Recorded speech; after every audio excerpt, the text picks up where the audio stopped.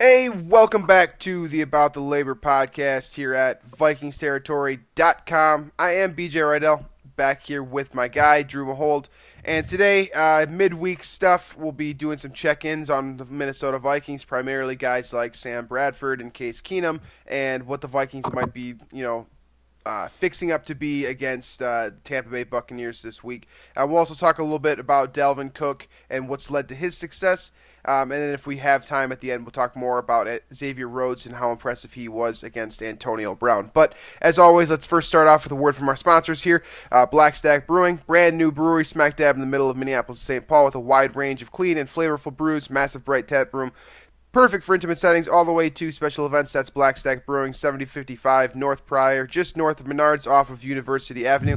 And just a heads up, we don't have a ton of details on this just yet, but there will be another Black Stack viewing party for the Monday night game against the Chicago Bears when the Vikings are on the road. Nice.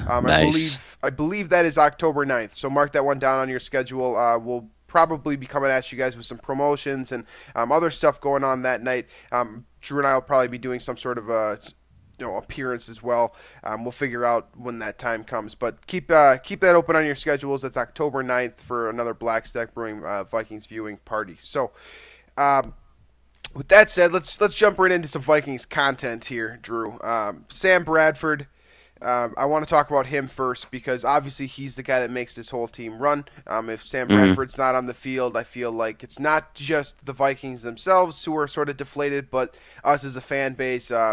Even on this podcast, it's difficult to find optimistic stuff to discuss when you're, the guy that essentially controls the fate of your team is his Right. fate kind of hangs in the balance. So, why don't you first give us a quick update on what we do know about Sam Bradford, and we'll kind of go from there. Well, what we know is that he was at practice today and he was throwing. We did have the videos reported from the media that was there. They, we saw some clips. I think KSTP put out a video that was about a minute and a half long of just, little snippets of Bradford throwing passes. But, the amateur doctor in me and you says that, kind of is trying to interpret what, he looked like with those throws, how far along he is. He seemed to be ginger. It doesn't seem like he's trying to put a lot of weight on it yet. It doesn't look like it. Here's what I noticed was that I think we saw videos of Teddy 2 months ago moving about as well as Bradford was in this instance here, which that's not encouraging when I put it in that language. But I did also hear today that he practiced more today than he did all of last week, so that is also encouraging. So that might mean he was practicing very little last week, and the term limited for his practice status was kind of, generous. Yeah.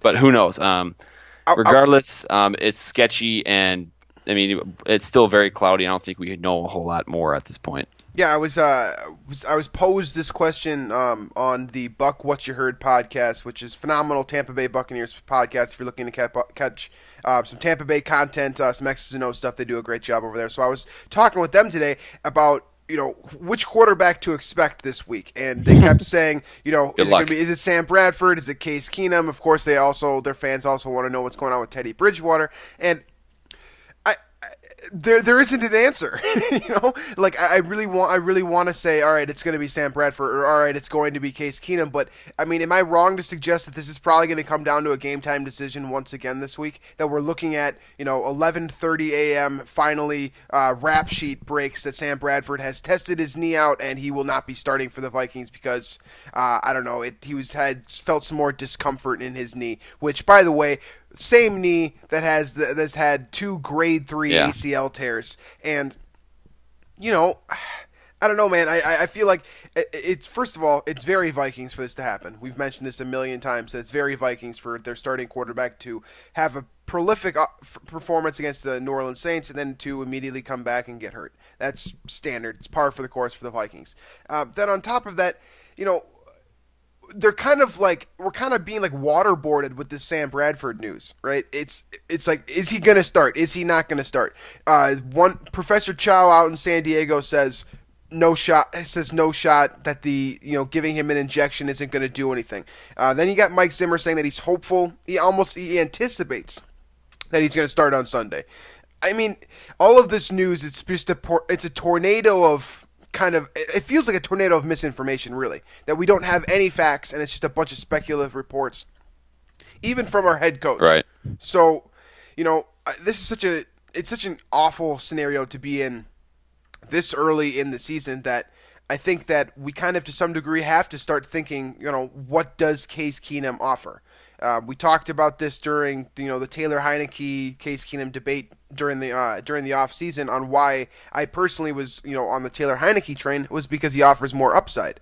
Well, you just saw last week against Pittsburgh about what Case Keenum has to offer. He's a good game manager. He's not going to turn the ball over. He can hit you with those the 10-yard breaking routes that break within 10 yards. He can handle. But he's not going to hit you deep. You're not going to see the explosive offense that we saw before. I mean, I don't know, man. It feels like that this Vikings team is just, after New Orleans was like the peak, and now we're just sort of slowly falling to pieces with Sam Bradford's knee. Yeah, I mean, it's another QB conundrum for the Vikings. It's happened nearly every season since the Dante Culpepper injury. It seems like it's a curse. I touched on that. I'm gonna plug in some content here in my latest Skull Scale. I'd actually kind of like to go through that whole QB kind of the scenario each year, because I think it's relevant, because I think this year is going to be another crazy, chaotic year. So Dante Culpepper goes down, tears the ACL, MCL, and PCL at once. Vikings end up missing. At the time, it's the worst knee injury since. Oh, it was God knows when. The worst knee injury imaginable. Yeah. And then, of course, now it's Teddy Bridgewater's, of course. But 2006, then, Brad Johnson struggles as a starter. Vikings don't win a lot of games. Tavares Jackson receives some hype and gets some starts as a rookie. 2007, then the three-headed monster attack of Tavares Jackson, Kelly Holcomb, and Brooks Ballinger shares the starts for the Vikings.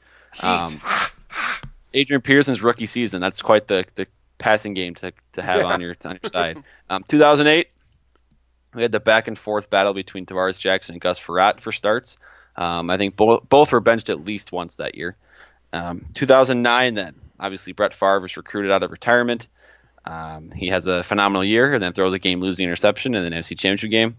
2010, the crew, I believe that was when Longwell and Hutchinson and Childress flew down to Mississippi. I don't know who all was in that group, but they all flew down, made their pitch, and he came back, and then they went 6-10, and the dome collapsed and everything else. 2011, the whole team the franchise collapsed, really. The franchise collapsed, exactly. Yeah. 2011, Vikings go 3-13 behind the dynamic duo of Donovan McNabb and Christian Ponder.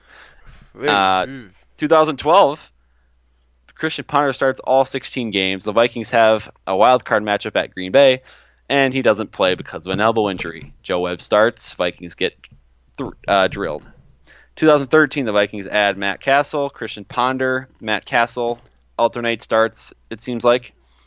And obviously not impressive. So they bring in Josh Freeman for a Monday night start against the Giants, and he throws for under 200 yards on 53 attempts. Yes. Beautiful performance. Yep. 2014, then, Vikings draft Teddy Bridgewater. He replaces Matt Castle in week 3, and then Ponder also gets a start due to an injury against the Packers, and they lost by 35 in that game. 2015, Bridgewater starts every game, leads the Vikings to the title, and then the following year, 2016, his leg nearly falls off in another leg up, no pun intended, on the injury severe scale of Culpepper's injury. And the Vikings acquire Sam Bradford, and now we are here today with, on the eve of another severe, chaotic QB conundrum between, you have a guy in Sam Bradford who's, it seems like it's going to be a lingering problem. From what I understand, it's arthritis, where it's a thing there's not really a cure. It's just kind of there. Right. And then you have Teddy Bridgewater, who sounds like will be ready to come off the PUP after week 6, and you have Case Keenum, who is just, as a backup quarterback trying to find his place and what he's actually going to be doing here. So we might see another. This might be 4 different quarterback starting games for the Vikings this year. We're already halfway there. So, I mean, what's too bad is that you can literally trace it back that far, and say that essentially the only stable season front to back that the Vikings have had at quarterback was the 2015 year with Teddy Bridgewater. I mean, you could make an argument for 2012, but was Christian Ponder really much of a quarterback that year? And also, he got hurt. Exactly. He also got hurt for the playoff game then. First of all, it makes you understand why people cling to Teddy. First of all, it's a prime reason as to why people should be huge Teddy Bridgewater fans. He's essentially been the only stable influence at the quarterback position since Dante Culpepper. Just take that in for a second. Just take that in. Since that's Dante a 10-year Culpepper, difference. 2005, right? And then 2015. That's 10 years. And now let's also keep in mind that our direct rival, the team that we hate the absolute most, has had 3 quarterbacks. I guess technically 4 over the last 2 decades. 2 of them have been backups in Brett Hundley and Matt Flynn, which, by the way, somehow have found a way to play pretty well whenever they're asked to. And their other 2 are 2 Hall of Famers, both of them to be Brett Favre and Aaron Rodgers. And that's what the Green Bay Packers have been working with, while we have 1 year of stable knees in Minnesota since the Dante Culpepper era, which was phenomenal. And, of course, ended on just the lowest note possible with him tearing his knee and getting sent to Miami for, what, a second-round pick or something like that? Something small, yeah. Basically having one of the best players that the Vikings franchise has had in recent memory, booted to the side in favor of bringing in someone else because that's Moss and Culpepper consecutively that for almost little to no return. That kind of sucked. Yep, that kind of sucked. So this is what we're looking at now. So let's try to think optimistically with Case Keenum. Now, we know what he offers. We know that he is fairly accurate as a passer. We know that he's cerebral, that he understands what's going on around him. Stephon Diggs and Adam Thielen give him a ton of talent. Kyle Rudolph gives him a security blanket. Dalvin Cook also offers a security blanket. There's a ton of weapons here. Can Case Keenum do something with this? Does Case Keenum have the ability to make do with what seems to be quite a bit of talent around him in Minnesota? I think he can win some games. This was kind of the point I made all offseason about Case Keenum when the Vikings added him, was he can be a reliable backup if you need him for a few games. He can maybe squeak out a win or 2 there if it was like a 4-game stretch, which it looks like this could be with Case Keenum. I think between Stephon Diggs, between Adam Thielen, between now Laquan Treadwell, Dalvin Cook, you have enough weapons that you can sustain an offense with, if you get a good defensive performance from this unit, and you can put 20 points on the board, you should feel pretty good about your chances. Right. Tampa Bay is a team that I think is another. I mean, they're kind of like Pittsburgh. They got an offense that's pretty explosive. Mike Evans, Deshaun Jackson, O.J. Howard, Cameron Brate, Jameis Winston's no scrub at quarterback. By no means, yeah. Yeah, I mean it's an explosive offense. They don't have the dynamic running back in Le'Veon Bell, and the running game probably isn't much of a threat in comparison to what the Vikings just faced. Especially with Doug Martin still on suspension for smoking marijuana. But stay off the weed, Stephen A. Smith would say. But I think the Vikings, with Case Keenum, they can win some games. They won't win because of him, surely, but I think he can do well enough to help them win behind a strong defensive performance. And with the help of guys like Adam Thielen and Stephon Diggs making plays, Dalvin Cook and the running game getting going. Well, I mean, is this not the argument that we had all summer long between Taylor Heineke and Case Keenum just kind of come to real life? This is so the player that that Vikings fans also got behind. I'm not the only. I mean, for what it's worth, most Vikings fans thought Case Keenum should be the backup over Taylor Heineke.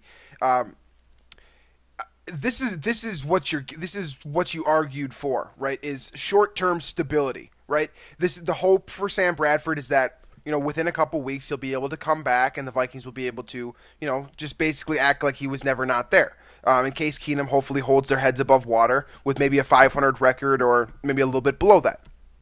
Let's, for example, say Sam Bradford misses the next 3 games. Tampa Bay this weekend. What is that? Is it Chicago? Or Detroit, Chicago, and then Chicago. It's Tampa Bay, Detroit, Chicago, yes. Green Bay. Okay, so let's say he misses the next 3 games, and Sam Bradford in I guess the same angelic way that he came down to us for the Green Bay game last year, Yes. returns for the Green Bay game this year as well. So let's say he misses the next 3.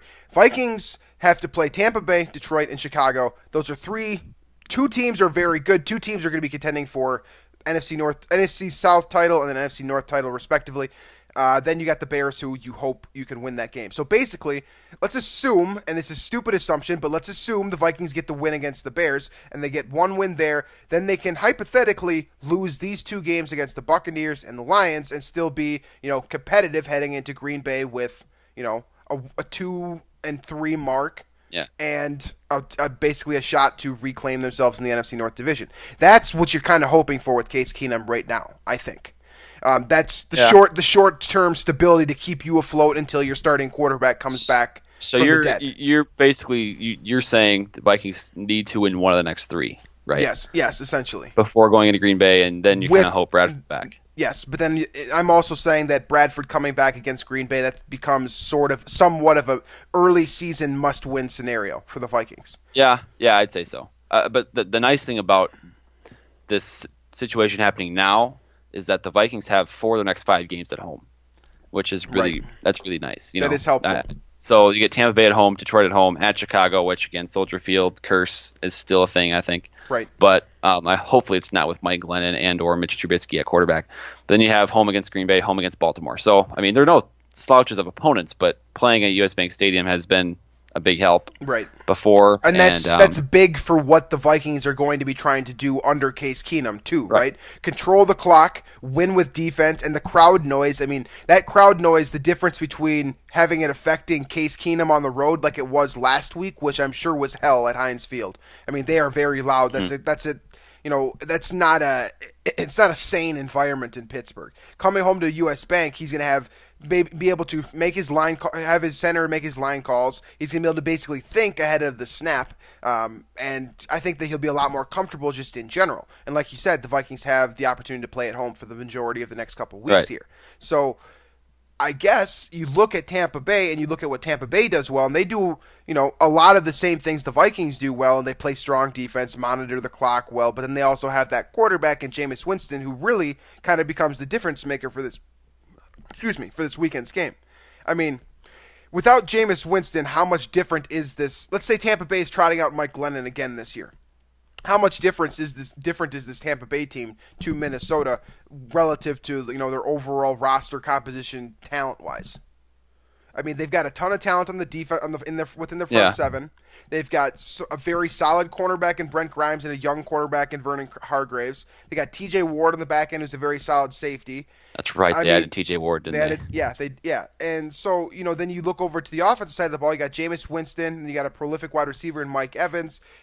Some good players beyond him. Chris Godwin looks like he's going to be a good one. Deshaun Jackson, probably basically a 7, 8, 9 route guy at this point in his career, but still very dangerous. I mean, they're without their quarterback, they fall down the same rabbit hole that the Vikings do.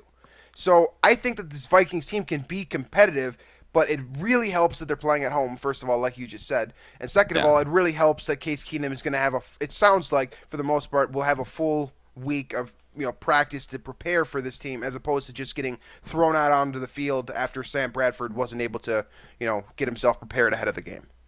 Yeah, I mean, I think people are kind of underestimating Tampa Bay, or they overestimated Pittsburgh. I still don't think Pittsburgh is that impressive after 2 weeks. They're 2-0, but they squeaked by the Browns, and then they were more or less gifted 14 points, maybe even more against the Vikings. And while they bravo for shutting down Case Keenum at home, but I mean, I still don't think they're that impressive. So now you get Tampa Bay, who I think they're probably the better team here. I mean, I picked them to win the division, NFC South. Jameis Winston can ball. Mike Evans is a top 4 receiver in the NFL. He's right behind, the Brown, Beckham, and Julio Jones group. Deshaun Jackson's a burner. We know that. Yep. O.J. Howard is the stud receiver. And then you have, is Gerald McCoy the best 3-tech in the league? It's very, very close. If he's not, it's either him or Fletcher Cox. Fletcher Cox, from the Philadelphia Eagles. So it'd be, that matchup is it McCoy against Nick Easton maybe, or that's terrifying. Or even Pat Elflein as a rookie, that's terrifying. Yeah. So, I mean, this is no. I mean, in comparison to Pittsburgh, I think the fact that it is at home helps, but this is not by any means an easier matchup. Yeah. I agree with you. I think this Tampa Bay team is pretty loaded, and honestly, the idea at this point in the week, recording on Wednesday night with the assumption that Sam Bradford likely is not going to play, I sort of am expecting the Vikings to lose this game. First of all, I think that this Tampa team is, and this is something we'll talk about a lot more on the next show, get a little bit more in depth with, but just to be simple with it, I think this Tampa team is loaded front to back, and that's kind of what I'm saying in terms of their roster composition, in terms of having symmetry on their roster, like from a talent perspective, they are doing a lot of the same things the Vikings are doing. Their offensive line, I think, is something that can be had. Donovan Smith, the left tackle position, is pretty solid. I believe he's a third-year player now. But overall, I think that's a matchup that we should expect. The Vikings should expect to beat their offensive line, and then Tampa Bay should also expect to beat our offensive line. So at the end of the day, here it's going to come down to is the Vikings defense a top 5 defense, or are they a top 15 defense? Because if they're a top 5 defense and they're able to manipulate the pocket enough to give Jameis fits, I mean, this is a guy that, as much as I love Jameis Winston, this is a guy that throws the interception at the worst time with the best of them. He's like Eli Manning in that regard. He's a phenomenal leader. He can throw a great football, but he makes so many dumb decisions. And I know that he has that syndrome of trying to do too much. Right. Andrew Luck had it in his first couple seasons, right, where he just tried to make the hero play almost every snap. Most of the best quarterbacks in NFL history Brett have Favre. Peyton Manning, 28 interceptions as a rookie. I mean, most of the best quarterbacks throughout NFL history have that hero mentality where they try to make the big play, and early on in their career, they just realize, they don't realize that they don't need to do as much, and they make stupid decisions. Now, Jameis is on kind of the brink of becoming that superstar quarterback, right? I think that we can say that after a couple of solid seasons that he's the guy. He's the one. Him and Marcus Mariota. He's part of those guys are part of like the Derek Carr crew of the next great quarterbacks in the NFL once the Tom Brady's retire. And the Aaron Rodgers of the world, get older and whatnot. Drew Brees is obviously a veteran, but some of these younger quarterbacks, I think Jameis Winston is right in the mix. But my point being here, what I'm ramping up to as it relates to the Vikings, is that he can still be had. The Vikings are notorious for getting after Eli Manning and making them maximizing his, errors in judgment. This is a quarterback that, hasn't proven that he can be consistent with keeping the football within his offense and not turning it over at poor times. So I think the Vikings defense can still do enough to beat Jameis Winston here. It's just a matter of can Case Keenum do enough to kind of keep up offensively. Yeah. That's my question mark for this week. Yeah, I mean that obviously is going to be the question mark until Bradford's back or until Teddy Bridgewater would start, if that happens. Case Keenum is not a guy that's going to win you a shootout. That's pretty clear that he's done that. And Jameis Winston is the guy that's going to win you a shootout. Yeah, yes. I mean, Case Keenum's career, he's been playing with solid defenses in St. Louis and Houston.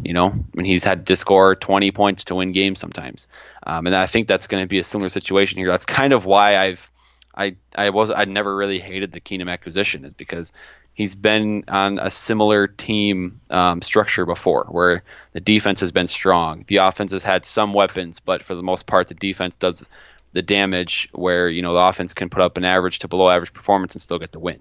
And I think that's what the Vikings have to do this weekend.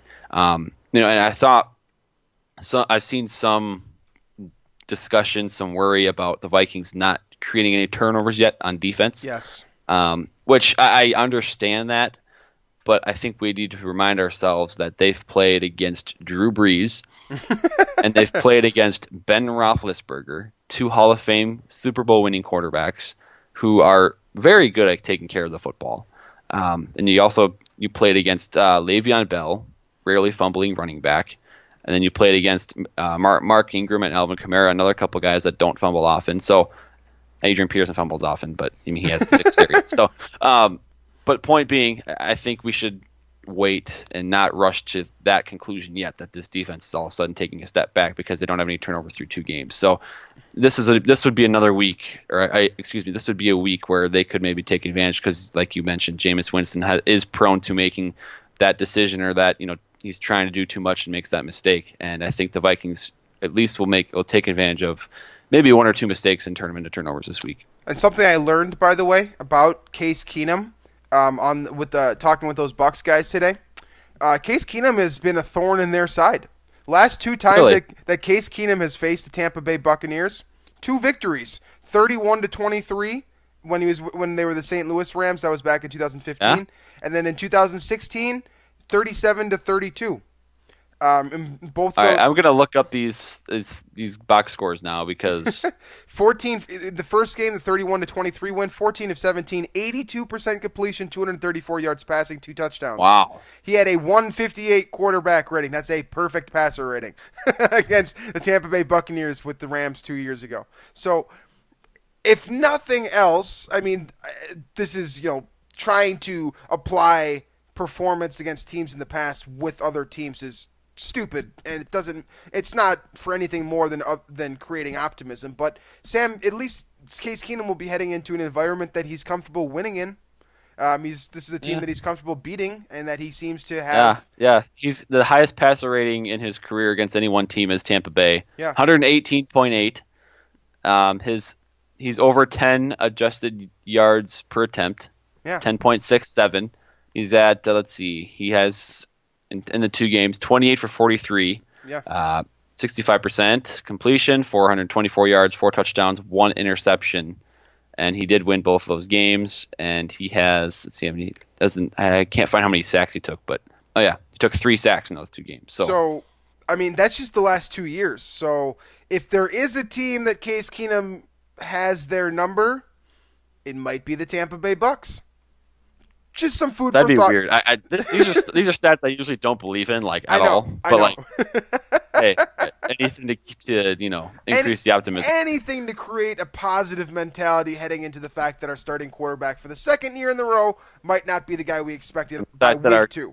That Teddy Bridgewater and Sam Bradford have combined about maybe 2 healthy knees right now. Yeah. Yep. Yep. All right. So from there, let's talk about Dalvin Cook a little bit. This is a guy, obviously, we've been talking about a ton since the Vikings drafted him in the second round back in April. He's generated a ton of buzz, both for kind of the scandalous agenda that went with picking him in the second round, coming from a kind of questionable situation down at Florida State.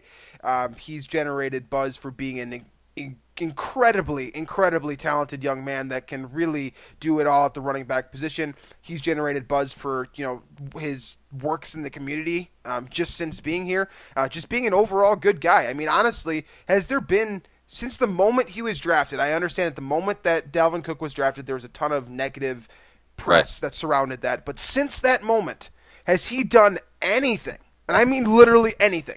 I'm talking just anything. They take in I can't. Any criticism? Yeah. Have you seen any criticism? Any negative press? No, I haven't seen anything. He's been a model. He's been the type of guy that you want to build your franchise around since the Vikings have gotten him. Right? He's run to the inside well. He's run to the outside a lot better. He's struggling to catch the football a little bit out of the backfield, which I think is something that he'll kind of resolve by himself. I don't really see that as a big issue at this point. It's just making note of the fact that I do think that he has 3 drops already through just a couple games. But he's been unbelievable. So, Drew, what is Dalvin Cook doing from an on-field perspective that is allowing him to have so much success, not just late in ball games when the Vikings are trying to close out teams, especially, think about it. He put the nail in the coffin against the New Orleans Saints. Yep. What is he doing that's making him so, important to this team early on in his career, throughout games, whatever way you want to swing it?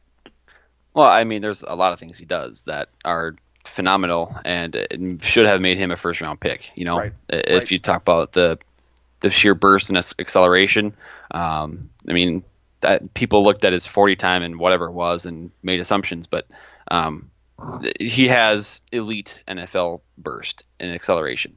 He has elite, burn the edge speed when he gets to the corner for a guy his size. He's a big dude. He has the strength to, fall forward or gain a couple extra yards at the end of runs to finish strong on those runs. But I think the best part that I've noticed about him is, he's also, from what we've seen, pretty solid in pass protection, understands it, and is willing to kind of lay his body on the line to make that hit. but his just the smooth and that ability to run out of shotgun, like it does. It's it's second nature for him. How nice. Just pause real quick. How nice is that? After watching Adrian Peterson and Asiata try to run on the shotgun, the Vikings can run their offense, the Pat Shurmur offense, the way they want to, the way it's supposed to be run. Yes, the running back that can, they can go out in 11 personnel with 3 receivers lined up in shotgun, and they can run a inside zone run or a power run or whatever it is, and they can with ease with a guy like Dalvin Cook who has a special talent. And I think that's the best part, and then my favorite part about Dalvin Cook with the Vikings right now is that they don't have to, create touches for him or create opportunities for him. He's part of the plan. The offense. Yeah, and I'm completely in agreement. I was going to say the exact same thing as you. Is that literally it feels like instead of Dalvin Cook having the offense built around him, he's completing this offense, right? Whereas, for so many years with Adrian Peterson, it was the Adrian Peterson offense. Let's bring in a quarterback who can maximize Adrian Peterson's ability. Let's formulate this offense so that we can get touches to Cordero Patterson that ultimately open up holes for Adrian Peterson. Let's find a way to, get the best fullback in there. Let's extend Jerome Felton because we need a lead blocker for Adrian Peterson. Well, now it's, all right, let's put Dalvin Cook in there because he helps make Sam Bradford more successful on third down because he's a good pass protector. Or let's put Dalvin Cook in there and have him kind of silently find his way out of the formation and sneak out of the backfield for a short reception, add a security blanket for Case Keenum. He's, instead of being the guy that we're trying to, build concepts around and basically play call the entire game around, he's the guy that's adding to what the Vikings are able to do, and basically he's adding to keeping defenses on their heels, which is it's priceless. It's such a huge difference. And while the stat sheet for Dalvin Cook hasn't he's not surging up the leaderboards in rushing yards, or I don't even think he has a rushing touchdown yet because he had the one called back last week that C.J. Ham vultured from him. But good for C.J. Ham, by the way, getting that first career touchdown.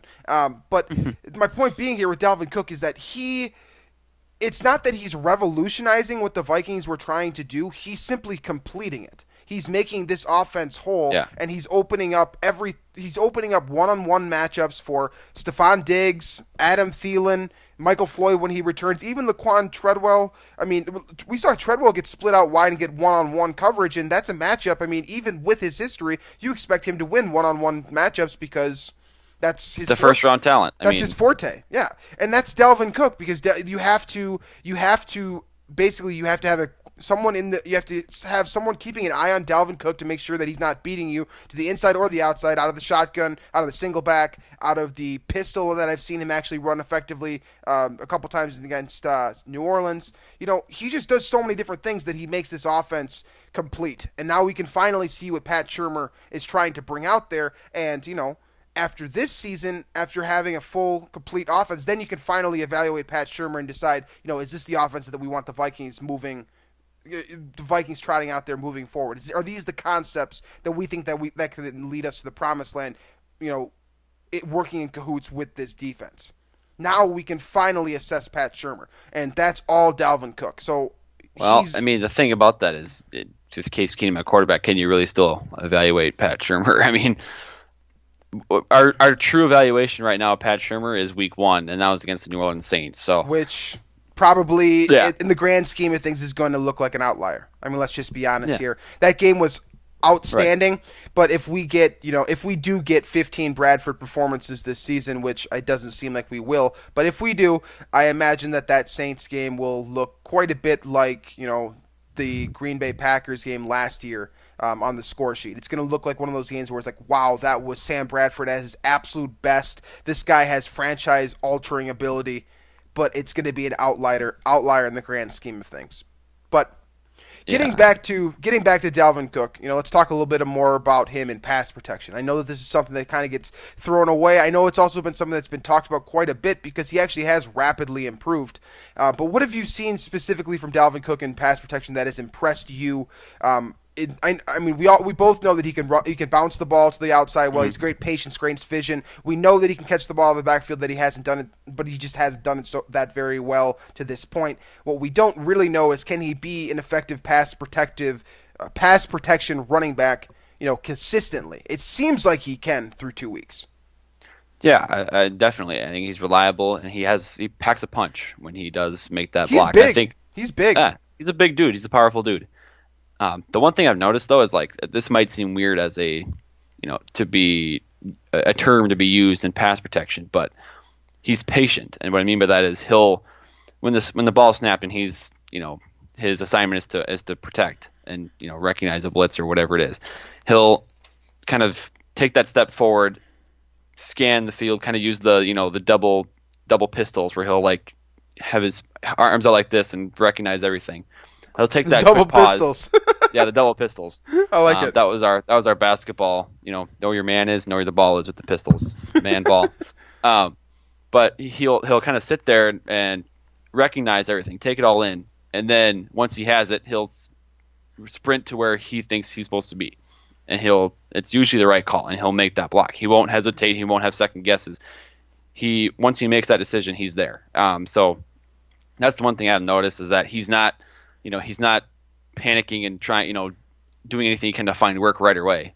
He's understanding what he has to do, picking up the blitz and understanding which assignment or which man or which blitzer is his, which gap he's in control of. That's the one thing that I've noticed with him as well, is that he seems to be very well aware of where the blitzer is going to come from, so that he can get himself into good position. And that's a product of him. We've seen him come across formation. If he's on the left side of Bradford, he'll come on all the way on the other side and get the guy coming off the C gap on the right. That might have been the most impressive block that he's had of his NFL career, is the one that you're talking about, coming across the formation against the Saints, where I can't remember what linebacker it was coming forth, but basically crossed just behind Bradford and just got enough of a push off of him where Bradford was able to step into his throw and complete a downfield pass. Actually, I think that one actually went incomplete, but the point still stands that Dalvin Cook was able to keep the guy off him and whatnot. But yeah. Yeah. I just think that Dalvin Cook has done so many things so well to this point that he's really I think. Let me ask you this question. He's done so many things so well to this point. Has he played beyond expectations to this point, in your opinion, or is he just merely doing kind of what you expected? I think he's exceeding my expectations. I mean, I had him as my fourth running back. Which again we talked about this during draft season, was that these top four guys more or less are interchangeable between Fournette, Mixon, McCaffrey, and Cook. They were all RB1s in any other draft class, but I was concerned about his ability to turn the corner, that speed. In the college level, I was afraid that it would not translate to the NFL, and clearly it has.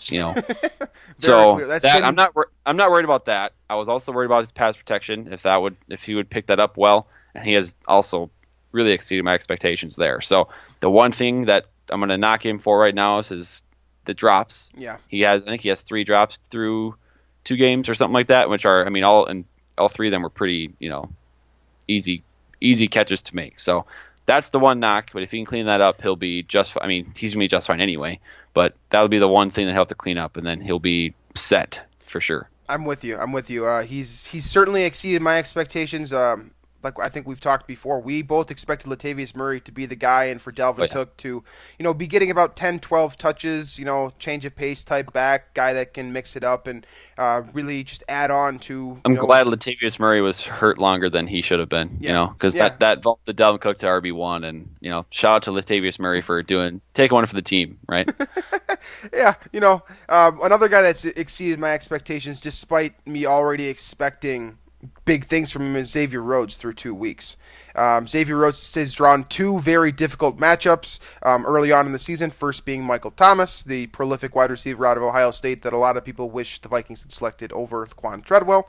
I have to make that reference every time we talk about Michael Thomas. It's just it's protocol. And then the second guy being Antonio Brown last week, who Xavier Rhodes obviously allows the pass interference, which goes for the big gainer and kills his PFF grade, but anyone with eyeballs could tell that Xavier Rhodes was outstanding against Antonio Brown. Really, the only reason we're not hearing more about his performance is because the Vikings were beat pretty badly. But Xavier Rhodes finishes that Michael Thomas performance was, 5 receptions allowed, 56 receiving yards. He finishes the game. I think it was less than that even, because I'm thinking what Thomas accumulated. Right. that wasn't just against Rhodes. I think Rhodes allowed 2 catches in that game for like 22 yards. And then this most recent game against Antonio Brown, like you told me before the show, 8 targets, 3 receptions, 28 receiving yards for Antonio Brown when facing Xavier Rhodes, with, of course, the big penalty as well. So, Drew, coming into the season, you talked a lot about how you believe that Xavier Rhodes is an elite cornerback, but a guy that certainly needs to prove his status in order to kind of be recognized as so. I made the argument that he's a top 5 cornerback in the league before this year, but also agreed with you that he needs to come into this year and do a great job against guys like Michael Thomas and Antonio Brown to really solidify the status and really honor the Vikings deciding to give him so much money on that recent contract extension. Obvious question here is, has he lived up to your expectations to date? I think he has, and if he hasn't, he has exceeded them. I mean, what he did last year, despite a couple games, I think he was elite and just man-to-man coverage, locking a guy down, taking away one side of the field. He's done that through 2 games this year. He's matched up against the best of the best in Antonio Brown. A couple times he actually lined up in the slot against him, which surprised me. Yeah. I did not expect that to happen, and he didn't allow a catch, I don't believe, out of the slot. There were a couple times where Brown was schemed open a little bit, where he was taking a cross formation in a zone and just on a short crosser, and they just simply wanted to give him the ball in space. So I mean, that's not really on Rhodes, but I mean, he's up there for one of the pure top cover corners in the NFL. And it's not like he's no slouch against the run either. So this guy's an all-around football player. He deserves the money he got. But I mean, I'd love to see him go up against Mike Evans and prove it this week. Love to see him go up against, let's see who else is on the schedule. Jordy Nelson and company a couple weeks. The Bears will have it'll be Kendall Wright, I believe. Will be okay. Well, that's not really a test. I mean, it's not a test, but he does need to play well. Detroit will also be weird. That'd be Marvin Jones or Kenny Galladay, one of those two probably. Probably a little bit of both, I would imagine. So basically, the toughest tests he'll face all season are coming week 2, week 3 here. So if he can shut down Mike Evans, then you know what? Yeah, I mean, it's time to jump on board if you haven't already. Yeah. We'll talk a little bit more about Xavier Rhodes versus Mike Evans on the next show here when we actually break down the individual matchups and go through the X Factors and whatnot, as we do every week for Friday's show. But let's go a little bit more in depth with Xavier Rhodes here on what has made him so successful. Obviously both you and I have gone back and watched the film of these last couple of weeks here. Honestly, for me, Xavier Rhodes is really the only fun part about watching the Pittsburgh film. I'm normally someone that goes back and watches both. Well, you love cornerbacks. Yeah, I do love cornerbacks. I like to go back and watch the replay. Then I also go back and watch the All-22 a couple of times. And then also, of course, for a lot of the work that we do with GIFs and videos and whatnot, it's important to just be involved and just kind of watching the film on accident. With Xavier Rhodes, man, first thing that he does well, and this is something that he's always done well, is just press coverage. He pushes guys off their route, and he gets them off of what they're trying to do immediately. And that's big for guys he doesn't miss with his punches. Right. That's big for guys like Antonio Brown, who are supreme route runners, guys that really make their money creating separation at the line of scrimmage and at the stem of their route. And what Rhodes does really well, in my personal opinion, is he pushes them off their route immediately, gets them kind of discombobulated, and then the physical end of him combined with his speed to match these guys stride for stride. And then on top of that, the awareness to get his head around and force, incompletions as opposed to just throwing his hands up and essentially what is almost always going to get a pass interference penalty called. He's really shored up in that regard. I mean, he's become as complete of a cornerback as we have seen since Antoine Winfield. And honestly, the fact that he has more complete. I was just going to say, the fact that he has 3 inches on Winfield, longer arms, he's better cover ability. He's probably became a better cover corner, in short spurts. I mean, let's get a couple more seasons before we actually say that he's the best, better cornerback overall than Antoine Winfield. But in short spurts, Xavier Rhodes has been as good of a cornerback in Minnesota as we have seen since ever. I think it's ever. I'm pretty sure it's ever.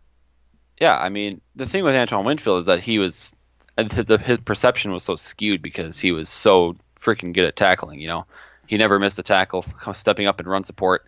And as as a defensive back, he was all right. He was solid, but he'd give up a big play once in a while, especially when a bigger receiver was on him. So, but with Xavier Rhodes, you have the size, you have the length, you have the athleticism, you have the speed, and you have, you have all of those cover abilities that you mentioned.